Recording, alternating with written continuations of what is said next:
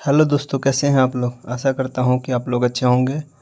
और आज मैं इस वीडियो के माध्यम से जो है प्रैक्टिस सेट नंबर 8 जो केमिस्ट्री का कराने जा रहा हूं, उसमें कार्बन और इसके यौगिक से संबंधित क्वेश्चन दिए गए हैं। ठीक है ना। तो इसके बारे में हम लोग डिटेल्स में अच्छे से पढ़ेंगे। ठीक है, देखिए पहला नंबर क्वेश्चन है कि CnH2n+2 किसका सामान्य सूत्र होता है। तो CnH2n+2 जो है वो एल्केन का सामान्य सूत्र होता है। एल्केन का सामान्य सूत्र जो होता है वो CnH2n+2 होता है।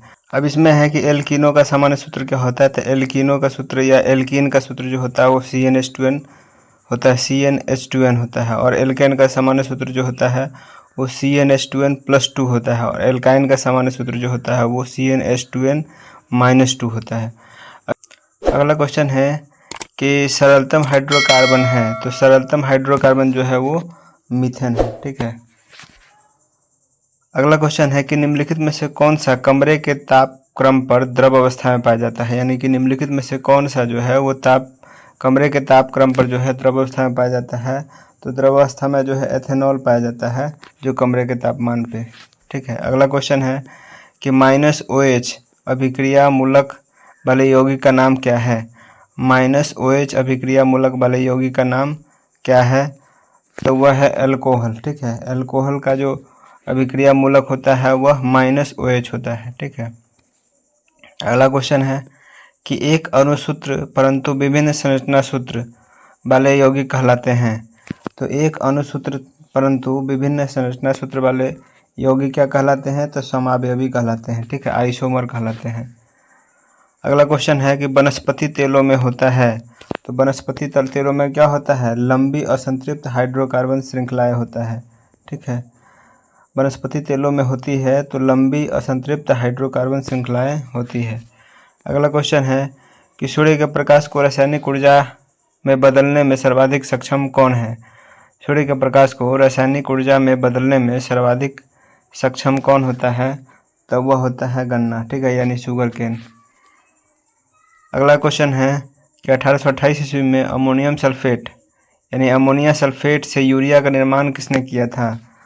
तो 1828 ईस्वी में अमोनिया सल्फेट से जो है यूरिया का निर्माण फ्रेडरिक बोहलर के द्वारा किया गया था, फ्रेडरिक बोहलर के द्वारा। अगला क्वेश्चन है कि भूप्रकृति में खनिजों जैसे कार्बोनेट, हाइड्रोजन कार्बोनेट, कोयला एवं पेट्रोलियम के रूप में कार्बन की उपस्थिति है तो क्या है। तो उसमें जो है कार्बन का परसेंटेज जो होता है वो 0.02% होता है। अगला क्वेश्चन है कि ग्रेफाइट होता है। ग्रेफाइट क्या है। तो ग्रेफाइट जो है विद्युत का सुचालक होता है और ग्रेफाइट जो है वो कार्बन का अपरूप है। ठीक है। अगला क्वेश्चन है ग्लूकोज का विखंडन पायरूवेट में होता है। यह प्रक्रम संपन्न होता है किसमें, माइटोकॉन्ड्रिया के अंदर। ठीक है, माइटोकॉन्ड्रिया के अंदर। अगला क्वेश्चन है सबसे कठोरतम तत्व कौन सा है।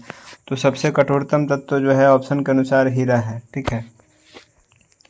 अगला क्वेश्चन CNG का प्रमुख घटक क्या है। तो CNG के अंदर सबसे ज़्यादा क्या होता है, मीथेन की मात्रा होता है। ठीक है। अगला क्वेश्चन है कि संतृप्त हाइड्रोकार्बन वायु में जलकर किस प्रकार की ज्वाला उत्पन्न करती है। तो संतृप्त हाइड्रोकार्बन वायु में जल करके मतलब स्वच्छ ज्वाला उत्पन्न करती है। ठीक है, क्लीन फ्लेम उत्पन्न करती है। असंतृप्त हाइड्रोकार्बन वायु में जलकर कैसी धुआं उत्पन्न करती है। तो अगर बोला जाए असंतृप्त हाइड्रोकार्बन तो वायु में जल करके वह काले धुएं वाली पीली ज्वाला उत्पन्न करती है, काले धुएं वाली पीली ज्वाला उत्पन्न करती है। अगला क्वेश्चन है कार्बनिक यौगिकों में तत्वों के बीच कैसा बंधन होता है। तो कार्बनिक यौगिकों में तत्वों के बीच जो है वो सहसंयोजन बंधन होता है। ठीक है। अगला क्वेश्चन है प्रथम कार्बनिक यौगिक यूरिया का संश्लेषण किसने किया था। तो प्रथम कार्बनिक यौगिक यूरिया का संश्लेषण अगर बोला जाए तो वह बोहर ने किया था। ठीक है, बोहर ने।